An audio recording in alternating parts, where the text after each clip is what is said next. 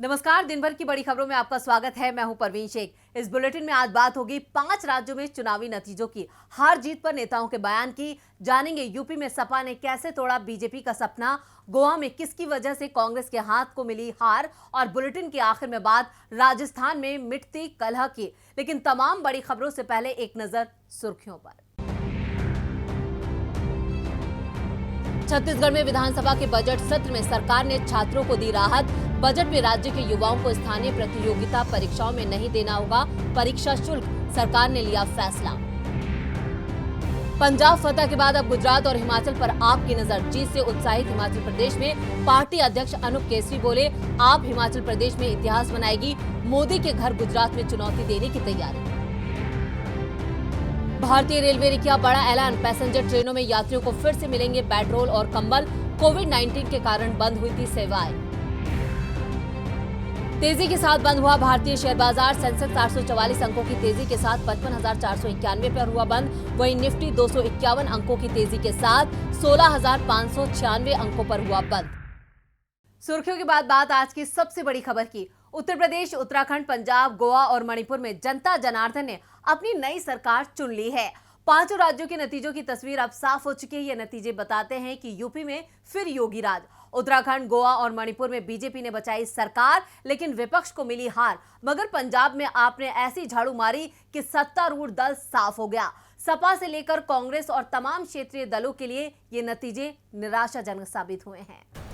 UP में योगी राज, उत्तराखंड में बची बीजेपी की सरकार, गोवा में बीजेपी के सिर सजा जीत का ताज, मणिपुर में भी कमल ने बचाई लाज।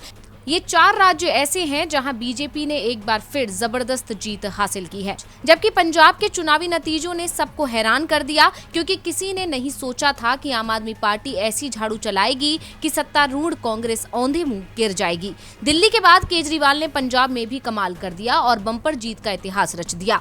अब राज्यों के नतीजों पर गौर करें तो देश के सबसे बड़े सूबे उत्तर प्रदेश में बीजेपी ने एक बार फिर जीत के इतिहास को दोहराया है। यूपी में बीजेपी ने 250 सीटों का आंकड़ा पार किया है, जबकि पिछली बार के मुकाबले अच्छा प्रदर्शन करते हुए सपा 130 के पार चली गई। वहीं बीएसपी महज 1 सीट पर सिमट कर रह गई। वहीं कांग्रेस भी कोई कमाल नहीं दिखा पाई। विपक्ष के निराशाजनक प्रदर्शन की वजह से बीजेपी को बड़ी जीत मिली है।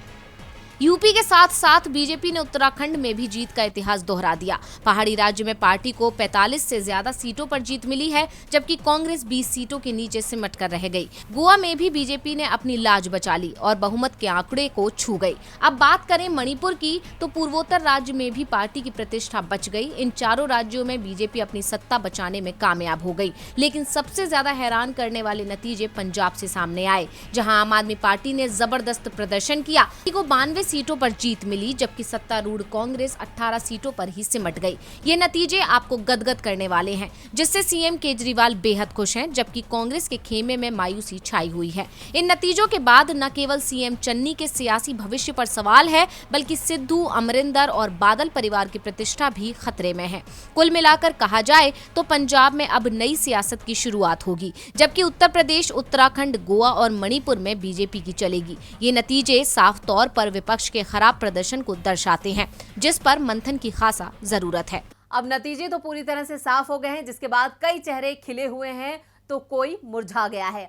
खासकर विपक्षी खेमे में सन्नाटा पसरा हुआ है, क्योंकि 4 राज्यों में एक बार फिर कमल खिला है। इसलिए जहां बीजेपी के नेता खुशी जाहिर कर रहे हैं, तो वहीं विपक्ष के नेता मन ही मन हार की वजह तलाश रहे हैं। तो नतीजों के बाद क्या रही सियासी प्रतिक्रिया, देखते हैं ये रिपोर्ट। 5 राज्यों में हुए चुनाव को 2024 का सेमीफाइनल कहा जा रहा है और बीजेपी 4 राज्यों में अपनी सत्ता बचाने में कामयाब रही।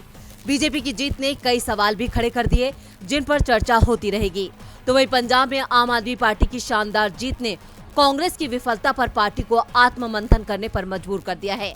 नतीजों पर अब नेताओं के रिएक्शन आने भी शुरू हो गए हैं। कांग्रेस सांसद राहुल गांधी ने यूपी सहित 5 राज्यों में कांग्रेस को मिली करारी हार पर कहा है कि हमें विनम्रता से हार स्वीकार है और इस हार से सीख लेंगे। कांग्रेस ने इन चुनावों में पंजाब की सत्ता भी गंवा दी है। तो वहीं दूसरी तरफ पंजाब में हार के बाद कांग्रेस में आरोप प्रत्यारोप का गेम शुरू हो गया। आपको 93 सीटों पर जीत मिलने और कांग्रेस के 17 सीटों पर सिमटने पर रणदीप सुरजेवाला ने हार के लिए कैप्टन अमरिंदर सिंह को जिम्मेदार ठहराया है। उन्होंने कहा कि कैप्टन अमरिंदर सिंह 4.5 साल तक पंजाब के सीएम रहे और जनता उनसे नाराज थी। तो वहीं आम आदमी पार्टी प्रमुख अरविंद केजरीवाल ने पंजाब में मिली शानदार जीत पर कांग्रेस पर निशाना साधते हुए कहा कि जनता ने साबित कर दिया कि मैं आतंकवादी नहीं हूं, बल्कि मैं सच्चा देशभक्त हूं। कांग्रेस की हार से शिवसेना नेता संजय राउत भी हताश हैं। उन्होंने कहा कि इन चुनावों में कांग्रेस को बुरी तरह हार का सामना करना पड़ा है। हमें अपेक्षित परिणाम नहीं मिले। पंजाब में लोगों को एक और विकल्प मिला है और आपको चुना है। भाजपा की जीत उनके चुनाव प्रबंधन की भी जीत है। गोवा में नतीजों से पहले तक कांग्रेस सरकार बनाने का दावा पेश कर रही थी, लेकिन नतीजों के बाद कांग्रेस नेता दिनेश गुंडूराव ने निराशा जताई है। तो वही बीजेपी में जश्न का माहौल है। मुलायम सिंह यादव की छोटी बहू और बीजेपी नेता अपर्णा यादव ने यूपी में बीजेपी की जीत को राष्ट्रवाद की जीत करार दिया है। बीजेपी के नेताओं का खुशी जाहिर करना लाजमी है, क्योंकि ये जीत ही इतनी बड़ी है। गोवा, मणिपुर और उत्तराखंड के साथ साथ यूपी में भी एक बार फिर बीजेपी अग्निपथ को पार कर विजय पथ की तरफ बढ़ गई। लेकिन जिस 300 पार का नारा पीएम मोदी से लेकर सीएम योगी लगा रहे थे, वो नारा अधूरा रह गया, क्योंकि सपा की साइकिल भले ही सत्ता की दहलीज को ना लांघ पाई हो, लेकिन वो बीजेपी की जीत का नया रिकॉर्ड बनाने में, उसे रोकने में कामयाब जरूर हो गई। जीत के लिए बजते ढोल, थाप पर नाचते कार्यकर्ता, खिलखिलाते कार्यकर्ताओं के चेहरे। कहीं जीत के लड्डू बांटे जा रहे हैं तो कहीं गले मिलकर बधाइयां दी जा रही हैं। ये तस्वीरें बीजेपी की उस खुशी को बयां कर रही हैं जो उसे देश के सबसे बड़े सूबे में जीत हासिल करके मिली है। उत्तर प्रदेश में 37 साल बाद इतिहास को दोहराते हुए यूपी में बीजेपी ने एक बार फिर जीत हासिल की है। 3.5 दशकों के बाद ऐसा पहली बार हुआ है जब कोई पार्टी पूर्ण बहुमत के साथ सत्ता में आई हो। इससे पहले साल 1980 और 85 में कांग्रेस ने सियासी इतिहास के पन्नों पर स्वर्णिम अक्षरों से अपना नाम लिखा था, लेकिन इस बार बीजेपी अपना नाम उकेरने में कामयाब हो गई है। मगर ये जीत अधूरी है, क्योंकि पार्टी 300 के पार नहीं जा पाई। इस बार भी सपा भले ही हार गई हो, लेकिन उसकी साइकिल ने ऐसी रफ्तार पकड़ी कि बीजेपी को कड़ी टक्कर दे डाली। 47 सीटों वाली समाजवादी पार्टी अब 120 के करीब पहुंच गई है। सपा के वोट शेयर में 10% का इजाफा हुआ है, लेकिन इसके बावजूद बीजेपी नेता गदगद हुए जा रहे हैं। मगर इस जीत में बड़ा हाथ बीजेपी के नेताओं का नहीं, बल्कि बीएसपी का है। चुनावी नतीजों को लेकर चुनावी गलियारों में चर्चा चल रही है कि बीएसपी के घटते वोट शेयर का फायदा बीजेपी को मिला है। राजनीति के विशेषज्ञों का कहना है कि बीएसपी ने चुनाव में पूरा जोर नहीं लगाया, जिसकी वजह से उसका वोट बैंक छिटक गया और इस बार दलित का दिल जीतने में बीजेपी कामयाब हो गई। ये नतीजे जहां बीजेपी के लिए खुश करने वाले हैं, तो वहीं हार के बावजूद सपा को भी ताकत देने वाले हैं, क्योंकि 2017 के मुकाबले इस बार सपा के गठबंधन को कहीं ज्यादा सीट हासिल हुई हैं। इतिहास के पन्नों को पलटते हुए 5 साल पहले अखिलेश ने राहुल के संग जो गठबंधन बनाया था, वो 100 सीटें भी पार नहीं कर पाया था। मगर इस बार के आंकड़े बताते हैं कि जयंत और अखिलेश की जोड़ी भले ही ना जीती हो, लेकिन बीजेपी को जीत का नया रिकॉर्ड बनाने से जरूर रोक दिया। ये नतीजे बीजेपी की मुश्किलें बढ़ाने वाले हैं, क्योंकि अब की बार सदन में बीजेपी को सपा और भी कड़ी टक्कर देगी। यूपी में बीजेपी सपने तो 300 पार जाने के देख रही थी, लेकिन सपा ने भी उसे पछाड़ने में कोई कमी नहीं छोड़ी। इन नतीजों से भले ही बीजेपी खुश हो, लेकिन उसे सीटें कम होने के लिए आत्ममंथन तो जरूर करना होगा। लेकिन वहीं दूसरी तरफ हार की वजह तलाशने की जरूरत कांग्रेस को भी है, क्योंकि पंजाब में उसे तगड़ी हार मिली है। पिछले चुनाव में बहुमत का आंकड़ा पार करने वाली कांग्रेस इस बार 20 सीटें भी हासिल नहीं कर पाई। पंजाब में आज 117 सीटों के लिए हुए चुनाव के नतीजे सामने आ गए हैं। नतीजों में आम आदमी पार्टी की सरकार तय हो गई है। आप में जहां खुशी का माहौल दिखाई दे रहा है, तो कांग्रेस के अंदर मायूसी दिख रही है। कांग्रेस के अंदर अब ब्लेम गेम शुरू हो गया। पंजाब में कांग्रेस की स्थिति का जिम्मेदार सिद्धू और चन्नी को बताया जा रहा है। इसके अलावा खडूर साहिब से कांग्रेसी सांसद जसबीर डिम्पा ने सीधे पंजाब कांग्रेस इंचार्ज हरीश चौधरी और स्क्रीनिंग कमेटी के चेयरमैन अजय माखन पर निशाना साधा है। उन्होंने कहा कि पंजाब में कांग्रेस की हालत के लिए यही दोनों नेता जिम्मेदार हैं। सांसद ने दोनों पर नोट के बदले टिकट देने का गंभीर आरोप लगा दिया। डिम्पा ने कहा कि अंदरूनी लड़ाई, अनुशासनहीनता, टिकट के बदले नोट, वर्करों के दूर होने के साथ नेताओं के अहंकार ने पंजाब में कांग्रेस को बर्बाद कर दिया। कांग्रेस हाईकमान को टिकट अलॉटमेंट को रिव्यू करना चाहिए। बता दें कि सिद्धू हमेशा अपनी ही पार्टी पर निशाना साधते नजर आते हैं। यहां तक कि उनका कहना था कि कांग्रेस को सिर्फ कांग्रेस ही हरा सकती है। पार्टी की अंतर्कलह के चलते ही पंजाब में कांग्रेस इस स्थिति में पहुंची है। इतना ही नहीं, चुनाव में कांग्रेस का मास्टर स्ट्रोक भी काम नहीं आया। यानी आखिरी समय में सीएम बदलने का जो निर्णय कांग्रेस ने लिया था, उसे कोई फायदा पहुंचता नहीं दिखाई दिया। पंजाब में कैप्टन अमरिंदर सिंह को हटाकर चरणजीत सिंह चन्नी को सीएम बनाया था, जो दलित समाज से आते हैं, लेकिन कांग्रेस का कोई दांव नहीं चल पाया और पंजाब में सत्ता पलटने का इतिहास बरकरार रहा। जबकि 2012 में अकाली दल ने सत्ता रिपीट की थी। माना जा रहा था कि इस बार कांग्रेस भी सत्ता रिपीट करेगी, हालांकि ऐसा नहीं हो सका। कांग्रेस के हाथ को मिली हार उसके सियासी भविष्य पर सवाल खड़ा करती है। अब देखना होगा कांग्रेस कैसे अपने हाथ की लकीरों में जीत लिख पाती है। वैसे यह हार का सिलसिला तो उत्तराखंड में मौजूदा सीएम के साथ भी चल रहा है, जो इस बार भी जारी रहा। पहाड़ी राज्य में भले ही बीजेपी एक बार फिर कमल खिलाने में कामयाब हो गई हो, लेकिन ये जीत का जश्न फीका है, क्योंकि जिस चेहरे के दम पर चुनाव लड़ा गया वो दिग्गज नेता ही चुनाव हार गया। उत्तराखंड का सियासी इतिहास बताता है कि हर 5 साल बाद सत्ता परिवर्तन होता है, लेकिन अब की बार बीजेपी ने जीत हासिल कर उस इतिहास को तो बदल दिया, मगर वो जीतकर भी हार गई, क्योंकि जिसके चेहरे पर चुनाव लड़ा गया वो दिग्गज नेता ही हार गया। सीएम पुष्कर सिंह धामी बीजेपी का कमल खिलाते खिलाते खुद मुरझा गए। खटीमा से उन्हें हार का सामना करना पड़ा। कांग्रेस के भुवन चंद कापड़ी ने ऐसा प्रदर्शन किया कि अपनी साख बचाने के साथ साथ कांग्रेस की नाक भी बचा ली। ये पहली बार नहीं है जब चुनाव में सीएम के चेहरे को हार मिली हो। इतिहास के पन्नों को पलटे तो साल 2012 में सीएम रहते हुए भुवन चंद्र खंडूरी को हार मिली थी, जबकि 2017 में हरीश रावत सीएम रहते हुए खुद की प्रतिष्ठा को नहीं बचा पाए थे।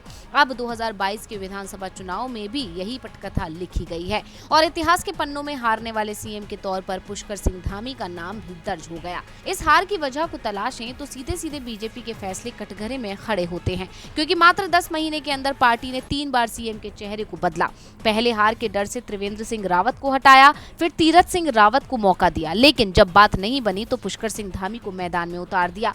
उनके कंधों पर पार्टी की साख बचाने की चुनौती थी, जिसमें वो उत्तीर्ण हुए हैं, लेकिन खुद कांग्रेस के हाथों गच्चा खा गए। अब इस हार के बाद सवाल उठता है कि आखिर कौन बनेगा उत्तराखंड का सीएम?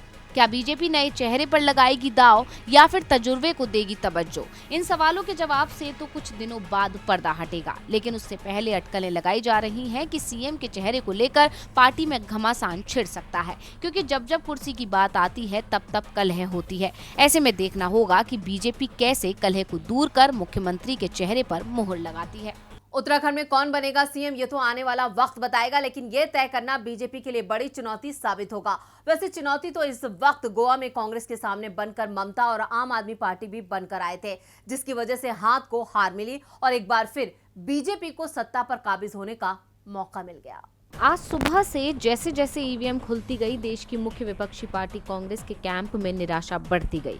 पार्टी को गोवा और उत्तराखंड में सरकार बनाने का भरोसा था, लेकिन विपक्षी वोटों के बंटवारे ने कांग्रेस की उम्मीदों पर पानी फेर दिया। गोवा में 33% मतों के साथ बीजेपी अपनी सरकार बनाने में सफल होते दिखाई दे रही है। वहीं कांग्रेस गठबंधन के खाते में 25% मत आए हैं। कांग्रेस को 2017 के मुकाबले सीट और वोट दोनों का ही नुकसान हुआ है, यानी बीजेपी अपने खाते में अतिरिक्त वोटों को जोड़े बिना ही बहुमत के आंकड़े के पार पहुंचती दिखाई दे रही है। दरअसल गोवा में टीएमसी गठबंधन और आप के बीच में बीजेपी विरोधी वोटों के बंटवारे का नुकसान कांग्रेस को उठाना पड़ा है, क्योंकि इन दोनों पार्टियों ने कांग्रेस को ही सबसे ज्यादा नुकसान पहुंचाया। टीएमसी गठबंधन को 13 और आप को 7% के करीब वोट मिला है, जबकि कांग्रेस और बीजेपी के बीच वोटों का अंतर मात्र 8% का रहा। टीएमसी गठबंधन और आप ने बीजेपी विरोधी वोट के नाम पर कांग्रेस के किले में ही सेंध लगा दी। इससे पहले तमाम सर्वे भी इस ओर इशारा कर रहे थे कि गोवा में बीजेपी से 2/3 लोग नाराज हैं और उसका जीतना बेहद मुश्किल है, लेकिन बीजेपी विरोधी वोट कई हिस्सों में बंट जाने के चलते बीजेपी 33% वोटों के साथ भी सरकार बनाते दिखाई दे रही है। और बुलेटिन के आखिर में बात राजस्थान में मिटती कलह की। कांग्रेस में लंबे वक्त से सीएम अशोक गहलोत और उप मुख्यमंत्री सचिन पायलट के बीच अनबन है, लेकिन यह अनबन अब सिमटती हुई नजर आ रही है। नाराज पायलट को मनाने के लिए सीएम गहलोत दोस्ती का हाथ बढ़ाते हुए पुरानी बातों का जिक्र करते हुए नजर आए। क्या कुछ कहा गहलोत ने, देखते हैं ये रिपोर्ट। राजस्थान कांग्रेस में लंबे समय से चली आ रही गहलोत और पायलट गुट की खींचतानी अब थोड़ी कम होती दिख रही है। हाल ही में राजस्थान में कांग्रेस महासचिव प्रियंका गांधी के दौरे के दौरान सीएम गहलोत के साथ मुलाकात और बातचीत के बाद प्रदेश में सचिन पायलट को लेकर एक बार फिर से चर्चा शुरू हो गई है। अशोक गहलोत ने अपने आवास पर आए नागरिकों को संबोधित करते हुए सचिन पायलट को लेकर उस दौर का जिक्र किया जब केंद्र में यूपीए की सरकार थी और सचिन पायलट मंत्री बनाए गए थे। अशोक गहलोत ने कहा कि पार्टी ने मंत्री बनाने के लिए मुझसे कई नाम मांगे थे। मैंने केंद्रीय नेतृत्व को उस समय मीणा समाज से नमो नारायण मीणा का नाम दिया था, लेकिन मेरा मानना था कि गुर्जर समाज से भी कोई मंत्री बनना चाहिए, इसलिए मैंने सचिन पायलट के नाम की सिफारिश की। गुर्जर समाज से सचिन पायलट का नाम दिया था। बाद में सचिन पायलट का फोन मेरे पास आया था। सचिन पायलट ने मुझसे मंत्री बनाने के लिए मदद करने का आग्रह किया था। मैंने उनसे कहा कि मैंने बिना आपके कहे ही आपके नाम को बढ़ाया है और कभी इस बात की किसी से चर्चा नहीं की। आपको बता दें कि मुख्यमंत्री अशोक गहलोत और पूर्व उप मुख्यमंत्री सचिन पायलट के बीच लंबे समय से खींचतान जारी है, लेकिन सीएम अशोक गहलोत के इस बयान से ये साफ साफ पता चल रहा है कि गहलोत सचिन पायलट को ये संदेश देना चाहते हैं कि वो उनके खिलाफ नहीं है। पुरानी बातें वापस उठाने का मतलब तो यही नजर आ रहा है कि अशोक गहलोत दोनों गुटों के बीच एक बार फिर से सुलह करना चाहते हैं। तो आज इस बुलेटिन में बस इतना ही। देखते रहिए डीबी लाइव। नमस्कार।